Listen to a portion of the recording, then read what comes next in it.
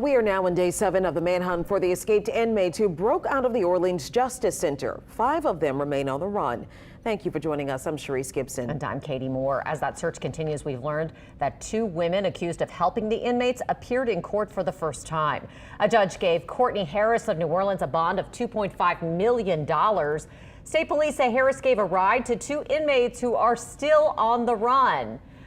And Corvantine Baptiste of Slidell received a $1 million bond. She was allegedly in contact with one of the captured inmates, Corey Boyd, and she's accused of bringing him food after the escape. And today we've learned that the cell where 10 inmates escaped was just processed by crime scene investigators nearly a week after the jailbreak happened. DA Jason Williams called NOPD in after he found out the sheriff didn't request it herself. Alyssa Curtis is live from the sheriff's office. Alyssa, what was the reaction from the DA when he learned that this hadn't already been done?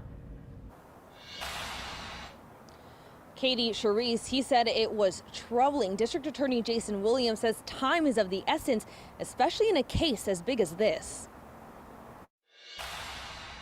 It took almost a full week for NOPD's crime lab to be called to the cell where 10 inmates escaped. The destruction of those bars, that toilet, who could have assisted these individuals in getting out, whether they were in a uniform or not in a uniform.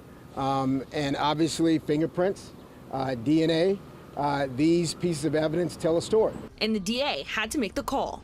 District Attorney Jason Williams said the sheriff's office hadn't requested the crime lab come in. He said in an incident as big as this, every minute counts. Time is also of the essence when trying to get good DNA samples or collect fingerprints to make sure those areas are not molested or destroyed in any way.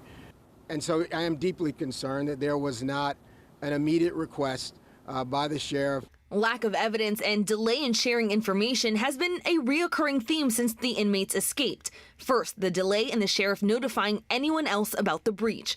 Then the DA alleging the sheriff's office often doesn't send evidence needed to bring additional charges against inmates. And now this. We have seen too many times that we did not get the information that was at one point in time available. Council Vice President and candidate for Mayor Helena Moreno says things need to be done faster in times like these.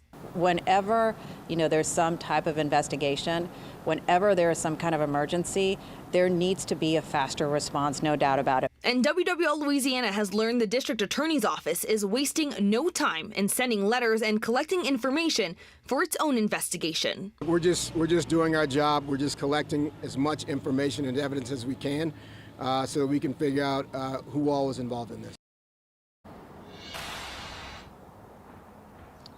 The district attorney has sent these 2 letters to the sheriff. The first one asking all OPSO staff comply with voluntary DNA sampling.